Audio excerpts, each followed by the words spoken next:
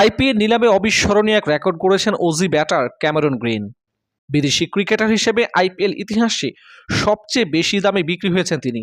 এবারের আইপিএল নিলামে Kolkata night Riders তাকে 25 কোটি 20 লাখ রুপিতে কিনেছে। ওভারসিজ ক্রিকেটার হিসেবে আইপিএল ইতিহাসে এটাই সবচেয়ে বেশি দামে বিক্রি হওয়া ইতিহাস। আইপিএল ইতিহাসে বিদেশি ক্রিকেটার হিসেবে সবচেয়ে বেশি দামে বিক্রি হওয়া শীর্ষ 6 ক্রিকেটারের মধ্যে দুইবারই রয়েছেন ক্যামেরন গ্রিন। এর আগে 2023 সালে মুম্বাই ইন্ডিয়ান্স ক্যামেরন গ্রিনকে 17 কোটি 25 লাখ রুপিতে কিনেছিল। আইপিএল ইতিহাসে বিদেশি ক্রিকেটার হিসেবে দ্বিতীয় সর্বোচ্চ দামে বিক্রি হওয়া ক্রিকেটার মিচেল স্টার্ক। 2024 সালে কলকাতা নাইট রাইডার্স তাকে 24 কোটি 75 লাখ রুপিতে কিনেছিল।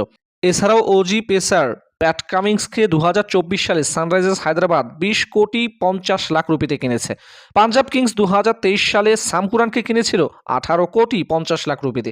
এবারের আইপিএল নিলামে শ্রীলঙ্কান পেসার মাথিসা পাথিরানাকে 18 কোটি রুপিতে দলে নিয়েছে কলকাতা নাইট রাইডার্স।